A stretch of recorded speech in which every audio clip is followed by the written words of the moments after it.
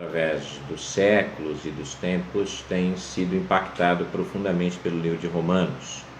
Esse é o motivo de iniciarmos aqui uma série de estudos relacionados com este livro.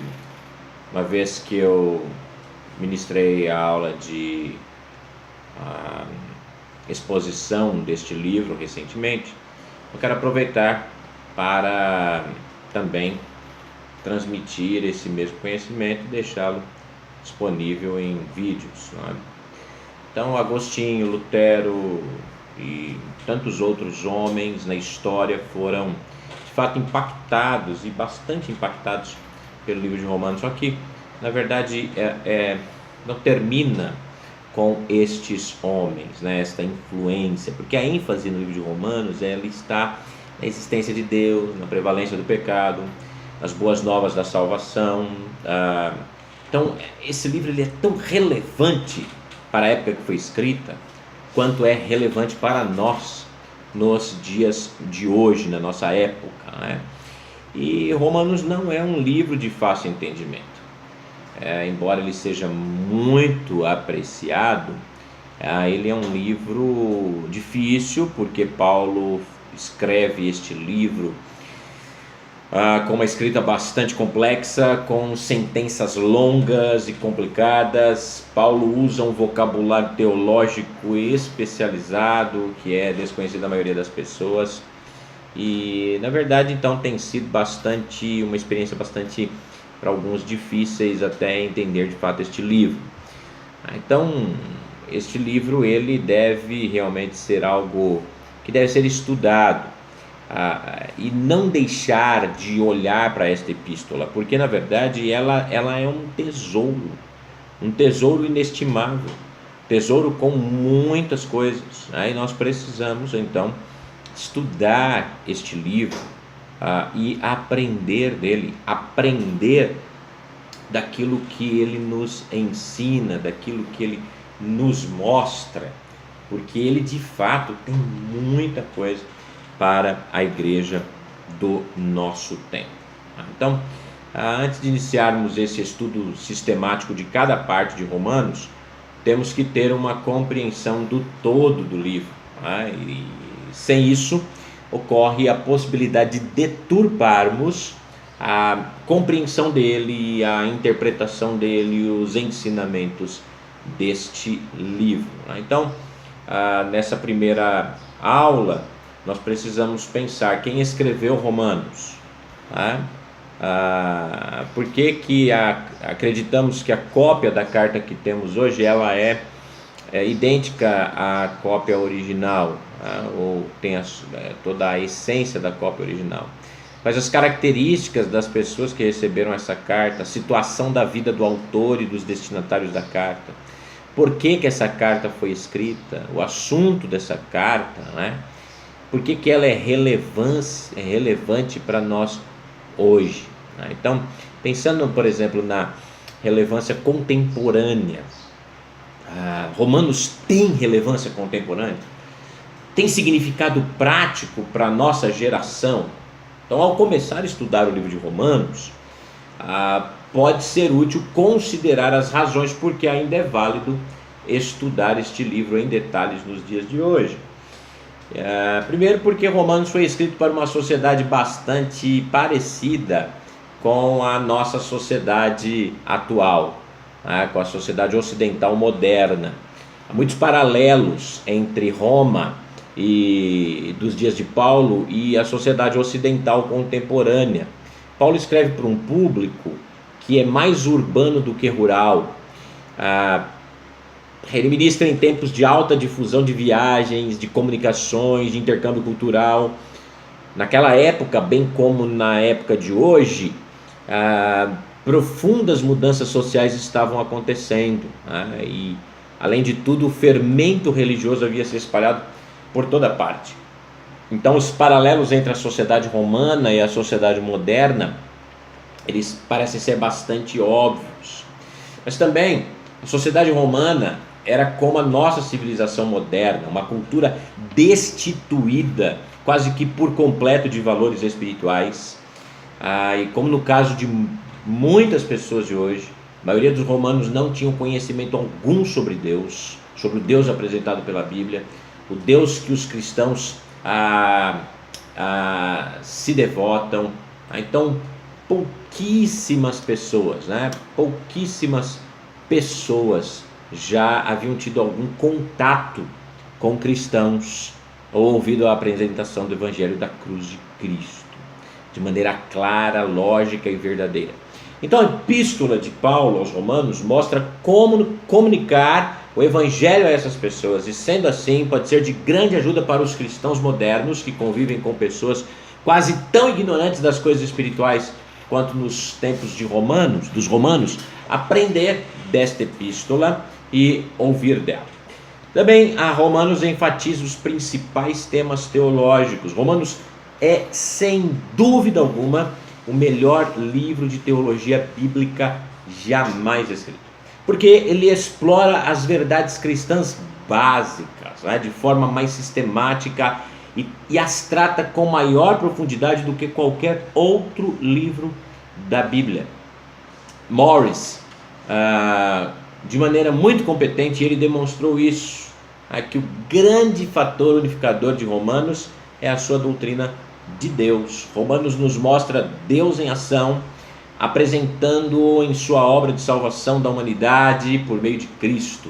Romanos nos revela que o ser humano precisa de salvação porque todos pecaram, e descreve o pecado como a recusa de se viver de acordo com a luz que Deus nos deu, porque quer nas Escrituras ou quer nos testemunhos fornecidos pela natureza e pela consciência, então a carta nos diz que o pecado é fundamentalmente uma ofensa a Deus. Todos os outros ensinos da epístola fluem de modo lógico a partir desta visão de Deus e de seu relacionamento com o homem. Hoje em dia, muitos negam que Deus seja uma pessoa, ou se creem que ele é uma pessoa, acham que ele não está em atividade no mundo. Então esta fraca visão de Deus dá origem a um conceito distorcido do pecado. As pessoas se encontram desesperadas para considerar outras questões teológicas. Romanos chama os leitores modernos a uma visão bíblica de Deus. A partir desta visão, o tratamento incisivo de outras doutrinas se torna um resultado natural. Outra questão é que Romanos apresenta também uma abordagem equilibrada da vida cristã. E o que eu quero dizer com isso é que Paulo nos fornece esta abordagem equilibrada dessa vida cristã, a qual nem é otimista demais, nem é pessimista demais. Ele explica, por exemplo, no capítulo 6, que o viver cristão está baseado em nossa união com Cristo.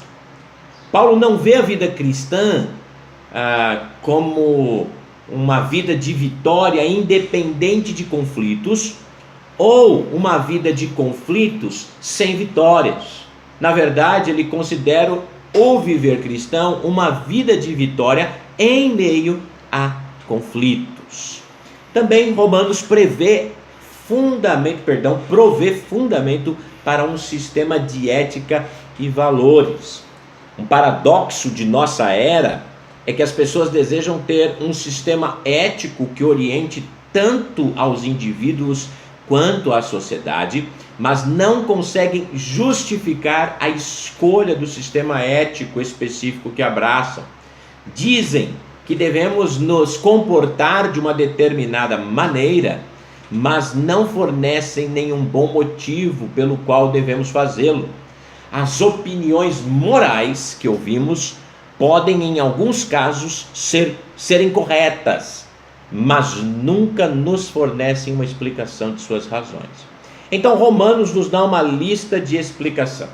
As implicações éticas de Romanos são encontradas principalmente nos capítulos 12 a 16 e seguem logicamente o ensino dos capítulos 1 a 8. É porque Deus é quem é,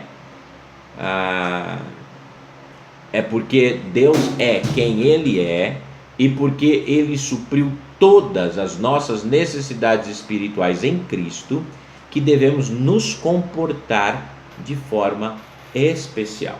A justiça que obtemos em Cristo, explicada nos capítulos 1 a 8, deve ser manifesta de forma prática em nossas vidas, os capítulos 12 a 16. Tá? Romanos também explica o papel do crente na igreja e na sociedade em geral. Boa parte de Romanos explica o relacionamento entre os indivíduos e Deus, com base nos méritos da morte de Cristo. Paulo também tem consciência de que o crente não vive em isolamento. Então, nos capítulos 12 a 14, ele destina grande parte para mostrar como o cristão deve atuar no corpo de Cristo, quando ele submete sua vida a Deus. O resultado deve ser uma vida transformada. Esta vida transformada deve, então, encontrar expressão na vida corporativa da igreja. O crente aprende a usar seus dons e a viver em amor para com outros membros do corpo de Cristo. O capítulo 14 mostra como estes princípios podem ser interpretados quando surge um problema prático na igreja. Então, a responsabilidade também do cristão para com a sociedade é explícita também neste livro, no capítulo 13. E o comportamento deve ser um testemunho para o mundo. Então, assim, essa parte do contexto cultural, apresentando ele como implicações para o nosso tempo. O autor da carta claramente é Paulo, né?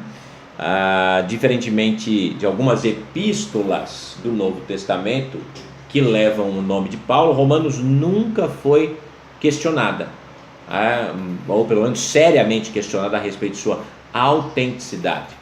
Antigas evidências externas de que a epístola foi bastante conhecida e que ela circulou amplamente no início da igreja. Citações de epístolas são encontradas nas obras de Clemente de Roma, de Inácio, de Justino Mártir, Irineu, entre outros. Então, e a evidência interna, ou seja, as alusões que se fazem de Paulo, também Romanos 1:1, Romanos 11:13, Romanos 15, de 15 a 20, apoiam a autoria paulina. A não ser por poucos críticos extremos, as pessoas de todas as persuasões teológicas têm aceitado Romanos como produto das próprias mãos de Paulo. Romanos, assim como qualquer outra parte das epístolas, é uma obra divina humana. A origem conclusiva de quaisquer dos livros bíblicos é divina, já que os escritores são controlados pelo Espírito Santo. Ao mesmo tempo, o autor humano é cuidadosamente escolhido por Deus, uma vez que ele deve ser um instrumento capaz de transmitir a verdade contida em seu livro. Então, Paulo, como autor humano de Romanos, é especialmente equipado para essa tarefa, como indicam alguns fatores a seguir. Primeiro, a incomum conversão de Paulo. O registro histórico da experiência da conversão de Paulo, fornecido 3 vezes lá em Atos 9, 22 e 26. Além disso, Paulo faz uma alusão à sua experiência em várias epístolas, conforme Gálatas, Filipenses. Ele vai repetir um pouco da sua experiência de conversão. Ele descreve a si mesmo como um fariseu extremamente zeloso, que supunha ter ganhado o favor de Deus por causa do seu extraordinário zelo e intensa atividade religiosa. Somente após o seu dramático encontro com Cristo na estrada de Damasco, ele viu a sua justiça legal, ele viu que a sua justiça legal não tinha valor nenhum e que precisava desesperadamente da justiça de Cristo. Esse contexto preparou adequadamente para escrever este livro de Romanos, um livro que enfatiza a total inutilidade da justiça do homem e a absoluta necessidade da justiça de Deus. Então, uma ênfase de Romanos é que a união entre o crente e Cristo é muito importante, e ele vai falar isso nos capítulos 6 e 7, onde ele desenvolve com detalhes esse tema, e pode ser que o interesse de Paulo em nossa união espiritual com Cristo tenha derivado de sua conversão. Ele ouviu as palavras do Messias ressurreto: Saulo, Saulo, por que me persegues? Saulo estava perseguindo os seguidores de Cristo, mas a declaração de Jesus indicava que perseguir cristãos era o mesmo que perseguir Cristo, o próprio Cristo. Havia um relacionamento inseparável entre Cristo e seus seguidores. A declaração de Cristo na estrada de Damasco pode ter sido o início do desenvolvimento dessa essencial verdade na vida de Paulo, ok? Segundo lugar, o treinamento, além da conversão incomum de Paulo, por assim dizer, né? uma conversão de uma maneira muito especial, ele foi levado a Cristo, ou convertido, e aqui também o seu treinamento religioso especial. Paulo, como jovem judeu, recebeu o melhor dos tratamentos rabínicos em Jerusalém, estudando com o famoso rabi, ou mestre, Gamaliel. Atos 22:3 relata isso. O fato de Paulo conhecer as escrituras do Antigo Testamento profundamente, de maneira profunda, tornou um grande triunfo em seu trabalho posteriormente, pois o Espírito Santo acrescentou novo significado às passagens do Antigo Testamento na vida de Paulo.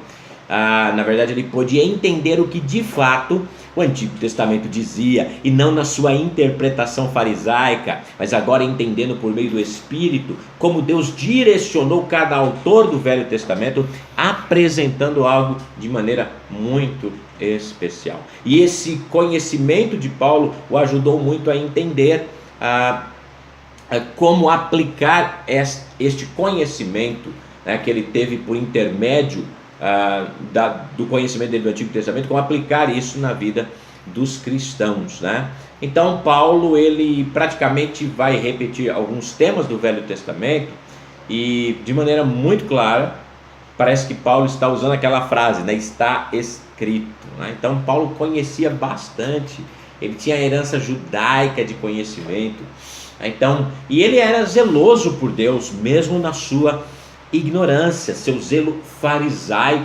Então ele já tinha esse zelo, e isso se tornou muito forte também após ele ter sido convertido. E além da sua herança judaica, Paulo também tinha uma forte herança greco-romana. Ele era cidadão romano, nascido livre, de Tarso, e tinha acesso à melhor educação que o mundo greco-romano tinha a oferecer. Não se sabe quantos anos Paulo permaneceu em Tarso, mas se não foi para Jerusalém a fim de obter treinamento religioso antes de completar 13 anos, ele teve grande contato com a cultura greco-romana, algo que um judeu que passou toda a vida na Judéia não dispunha. Então esse background faz dele um instrumento adequado para levar o evangelho ao território gentio. Ele se sentia à vontade, tanto na sinagoga em Jerusalém, quanto no comércio de Atenas, Então ele estava bem equipado, bem preparado, bem qualificado para escrever a igreja de Roma, uma vez que a congregação de lá era composta tanto de judeus quanto de gentios, Também devemos pensar na abrangência da influência de Paulo, e esse é o último ponto dentro desse tema, o autor. E aí nós vamos encerrar esse primeiro vídeo. O duradouro impacto de Paulo sobre a igreja apostólica é visto em sua obra e em suas cartas. Suas principais atividades, relatadas nos Atos dos Apóstolos, incluíam levar o evangelho a centros cosmopolitas estratégicos e estabelecer igreja. Em seu tempo limitado, mas era o que ele tinha disponível, ele treinava líderes e ensinava pessoas, deixando um forte testemunho do evangelho em todos os lugares por onde ele passava. Todos os importantes centros de igrejas existentes no mundo na época da morte de Paulo haviam sido estabelecidos por ele ou tinham algum tipo de contato com ele. As cartas de Paulo se originaram de suas atividades. Ele não era um teólogo passivo, que escrevia tratados tendo pouca relação com a vida das igrejas. Ele escrevia cartas no calor da batalha espiritual e normalmente as enviava para combater alguma necessidade urgente de uma igreja específica. Ele era, para usar a terminologia de um escritor, um teólogo ativo. Suas cartas surgiram de seu chamado e de seu trabalho como apóstolo aos gentios. Temos um vislumbre deste chamado especial na linguagem de Romanos. Paulo usa continuamente o recurso da retórica de levantar questões, ou seja, ele faz perguntas e depois responde-as. Ele apresenta os argumentos de um suposto opositor e em seguida os refuta. Isso tem vários pontos no livro. Não são objeções teóricas compostas por Paulo para o entendimento intelectual. São objeções que ele ouvia pessoalmente muitas vezes ao apresentar as verdades nas ruas da cidade, nas ruas da cidade e nas sinagogas. Romanos é assim como todas as epístolas de Paulo, produto de suas atividades e de sua experiência pessoal ao confrontar pessoas com as asseverações de Jesus, o Messias. O autor de Romanos é o instrumento adequado de Deus para comunicar a verdade desta epístola.